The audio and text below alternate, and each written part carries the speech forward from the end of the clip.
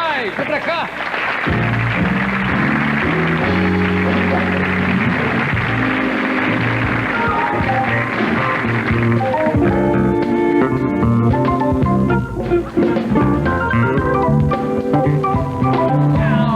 Carlinhos Eduardo Novaes, escritor, humorista, ator, comediante. Continua fazendo espetáculo? Continuo tentando aprender, né? Eu continuo, estou fazendo agora o Espermatozoide 2, a missão. Queria saber qual é a missão desse espermatozoide. Tá aqui o livro novo do Carlos Eduardo Novaes, César Lobo. César Lobo, pois é. Sexo para principiantes. A história da relação homem-mulher, da Idade das Cavernas, a Era dos Motéis. Tá aqui. César Lobo, olha aqui. Tá aí a figura. Carinha do César Lobo. Quem trabalhava comigo era o Vilmar. Esse livro, inclusive, é dedicado a ele. O Vilmar trabalhou comigo durante 22 anos. Sim. Mas, quando nós estávamos produzindo esse livro, ele foi na frente. E aí eu tive que procurar um outro ilustrador e encontrei o César Lobo e resultou num trabalho bastante satisfatório. O César é que faz as ilustrações todos. Como é que é? Essa história conta realmente a relação entre o homem e a mulher? Conta. Desde o princípio. Aliás, deveria se chamar, inclusive, Sexo desde o princípio. E não para principiantes, porque fica parecendo que é um livro didático. E, na verdade, não é um livro didático, né? As pessoas me perguntam, mas para quem é que você dirige exatamente esse livro? Eu digo, olha, para todas as pessoas que fazem sexo e as que querem fazer algum dia, né? Quer dizer, não é exclusivamente para adolescentes virgens? Não.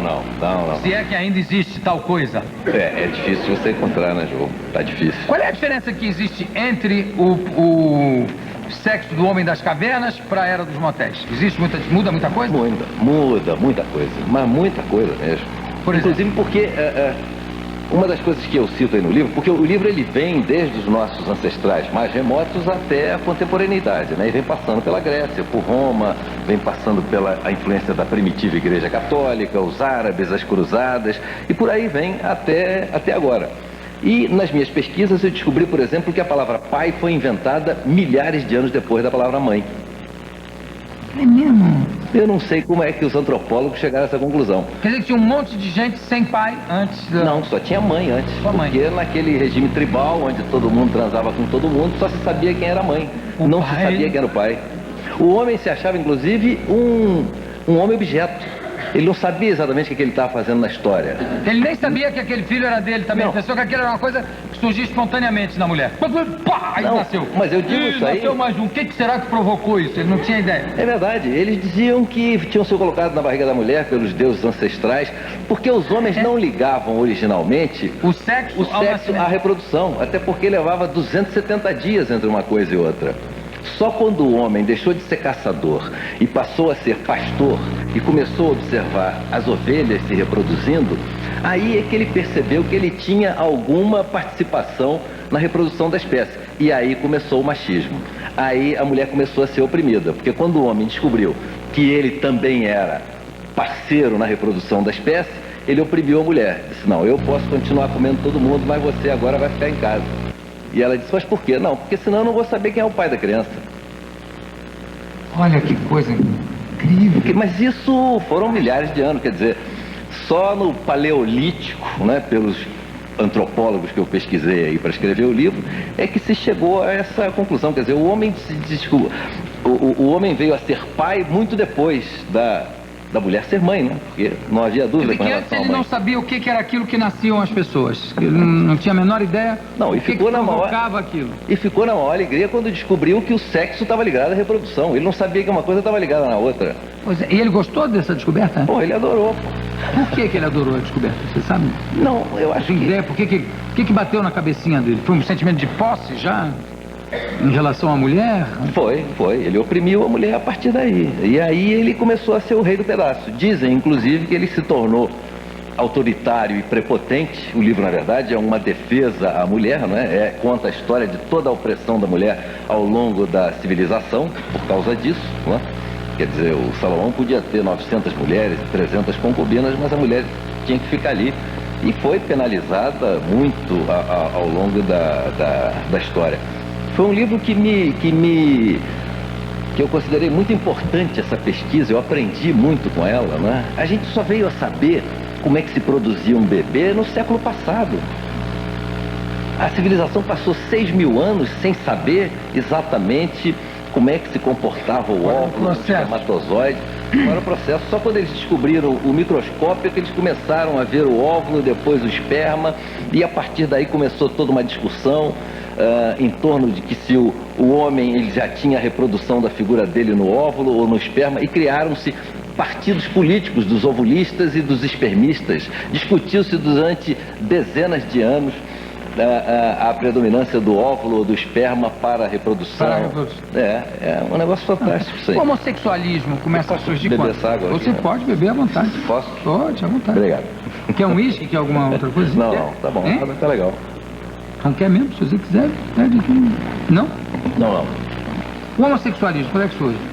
O homossexualismo teve a sua idade de ouro na Grécia, né? O negócio da pederastia, né? Aliás, os gregos não eram de brincadeira, né? Em matéria de sexo, os gregos deitaram e rolaram. Então aí os deuses do Olimpo... Aliás, em matéria de sexo, geralmente as pessoas deitam e rolam mesmo, né? E eles rolavam demais até. Mas antes dos gregos? Antes dos gregos... Já tem, assim, indícios de homossexualismo na pré-história? Eu acho que tem. Quer dizer, eu não encontrei em nenhum antropólogo que afirmasse isso, a existência do homossexualismo na pré-história. Mas quando chega a Grécia... Tem a famosa múmia gay que encontraram com... Agora, né? 5.000 anos de idade. 5.000 anos, é verdade. Dizem que é gay, que eu não sei se é gay. O que existia no Egito Antigo, inclusive, era o incesto, né? Porque antigamente não tinha essa coisa... Aliás, se não fosse o incesto, num certo período da humanidade, a humanidade não existiria, né? Quer dizer, claro que teve uma época, eu estou te falando aí, né? Sim, nós estamos lá atrás. Pré-história e tal, que nas tribos não tinha negócio de, não vou comer minha mãe. Não tinha esse negócio? Não, pelo contrário. Era geral. Eles adoravam comer a mãe. Os gregos antigos, é verdade, o Amenófis queria se casar com a mãe. Eu até sugeri ao César que fizesse um quadrinho assim, ele querendo se casar com a mãe, mas por que, meu filho? Eu digo, mas os psicanalistas não dizem que a gente fica procurando a mãe nas mulheres? Então eu já vou direto à própria mãe. Já eliminaria não precisa procurar mais nada.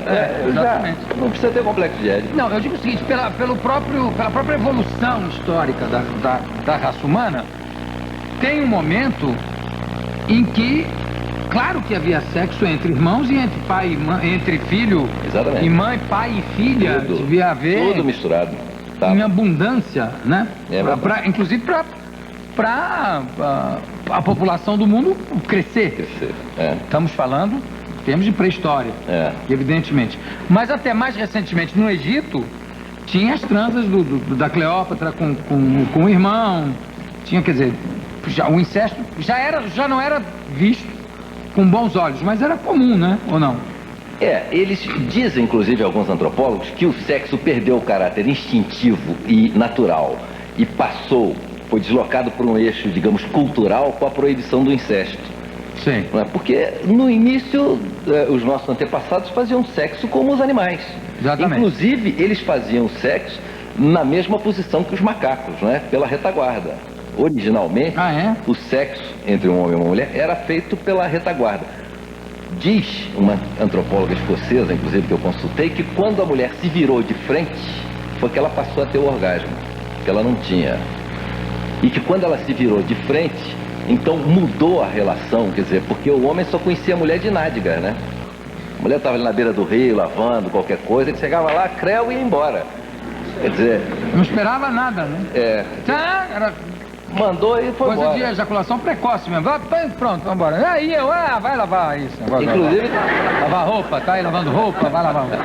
Não é? Inclusive tem um quadrinho aí, e que a mulher diz, meu bem, mas por que você demorou 2 milhões de anos para nós nos vermos face to face, de frente a frente? Porque aí mudou... Foi isso que levou 2 milhões de anos. Mais ou menos. Por aí, né? Por aí. Não é tanta coisa assim. Qual será a primeira mulher que teve essa ideia sensacional? Pois a mulher passou a se pintar a partir daí e os homens passaram a valorizar os seios, porque antes só era valorizado as nádegas, porque ele só conhecia a mulher por trás. Então quando a mulher virou-se e ficou de frente, e isso inclusive modificou um pouco a anatomia da genitália da mulher, na medida em que o sexo passou a ser passado. A primeira vez que ela virou de frente, o homem tomou um susto quando viu os seios, né? Tem isso aqui na frente também, oba! Poxa, pensei que eram 3, né? Pensei que fossem 3. Poxa! Que coisa fantástica isso.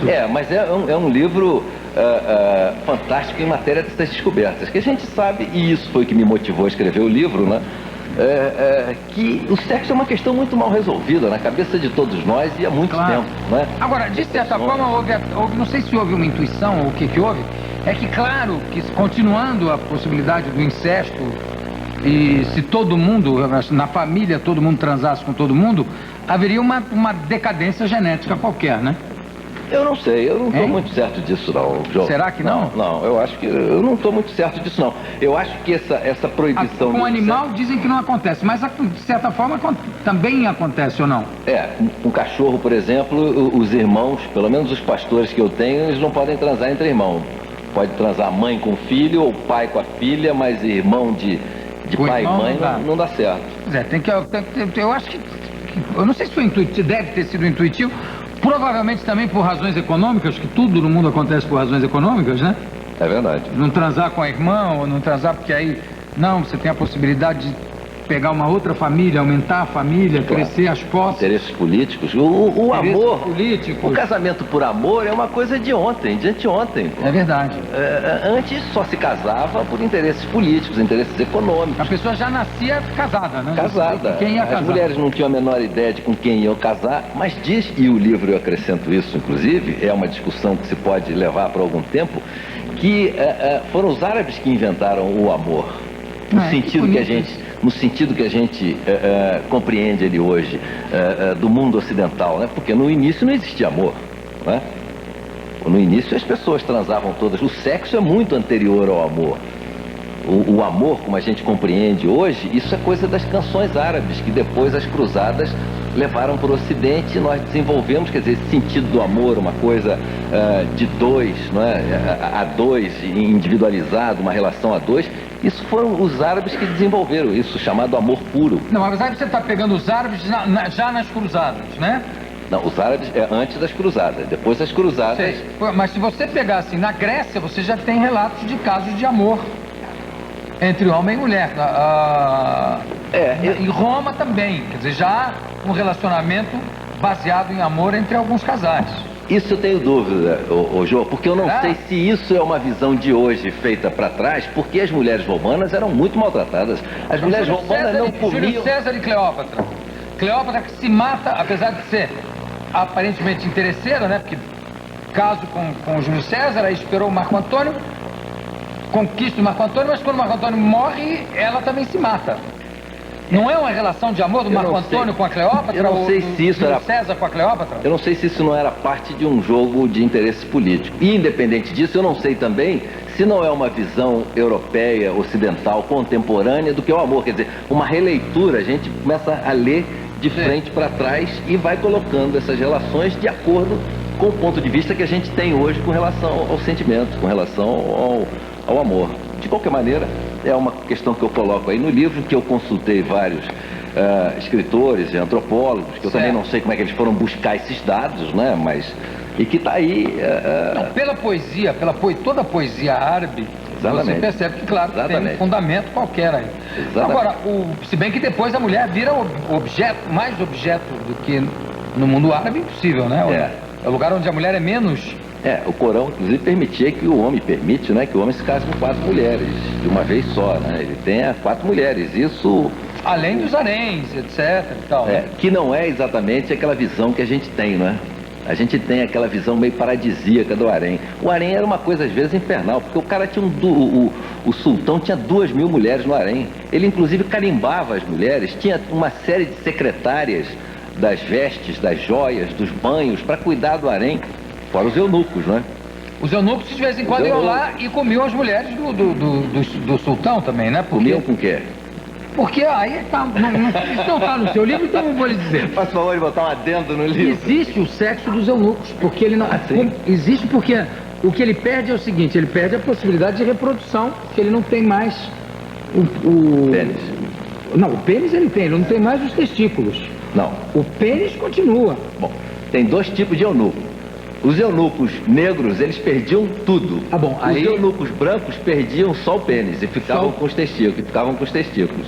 Mas tem uns que perdiam, o eunuco tradicional de harém perdia os testículos, mas continuava com o pênis. Tanto que tem relatos assim de transas de eunuco, que aí o negócio da vontade, do desejo sexual pintar na cabeça. Ah, sim, E ter ainda o pênis e o sultão lá todo contentinho, tá lá com o eunuco.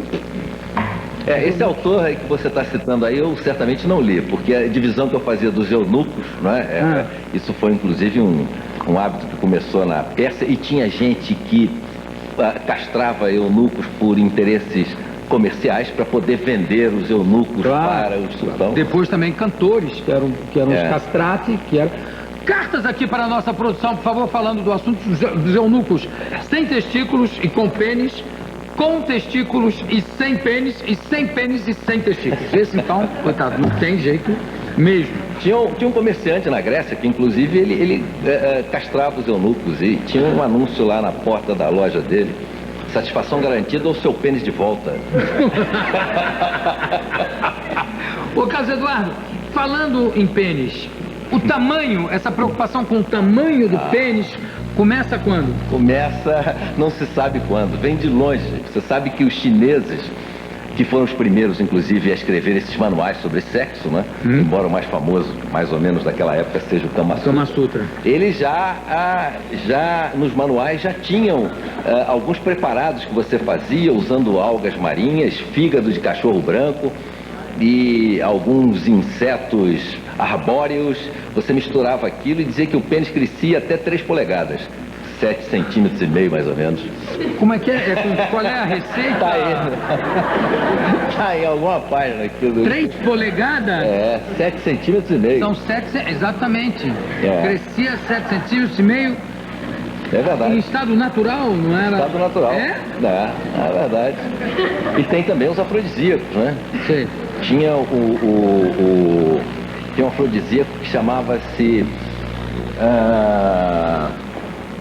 o sangue da galinha calva, que era um afrodisíaco que se tomava, e inclusive tem um quadrinho aí no livro que o cara chega e diz assim: o senhor tem uma galinha calva? Ele disse: não. E um pinto calvo o senhor tem? Ele disse: tem, mas esse eu não posso vender. Opa. Esse está comigo desde que eu nasci. Esse não dá para vender. Sangue de galinha, como seria essa galinha calva? Uma galinha de Angola? Calva, acho que era uma galinha como aquela águia americana, que é meio careca, né? Enfim, Eu não sei se você notou que quando o assunto virou negócio de tamanho de pênis, como aumentar, e sobre afrodisíacos, que o Bira foi se aproximando lentamente, e já estava aqui coladinho no Bira, no Tião, e o Tião, desde que a gente começou a falar nesse assunto, também está assim, ó. Olha aqui. Isso aqui era a importação de side-up. Isso aqui era a importação de dildos, que eram os pênis artificiais, né? Que os gregos exportavam. Exportavam pênis artificial para onde? Exportavam para vários lugares aí. Roma. O dildo. Bom, isso aí você vai ler depois com calma. Mas vou ler sim. Você tem tempo, nos seus intervalos comerciais você lê. Vou ler. Querido, olha, adorei. Fazia muito tempo que você não vinha aqui. É verdade. Se você escrever mais, vai vir mais de 2 anos. Tinham 2 anos. O último livro que eu vim aqui, que ele trouxe, foi, inclusive, tem uma frase sua, aquele livro de frases que conta 30 anos de história. É verdade. Eu já botei aquela frase para poder vir aqui. Claro. Esse aqui não tem nenhuma frase sua. Não sei se tem alguma citação, mas vou ver agora. Na segunda edição eu boto. Conversei com Carlos Eduardo Novaes, que está lançando aqui Sexo para Principiantes. Na realidade, seria muito mais, o título do livro seria A História do Sexo. Tá aqui, parece um livro muito interessante mesmo. Muitíssimo obrigado, Carlos Eduardo, pela tua presença com a gente. Daqui a pouco a gente volta.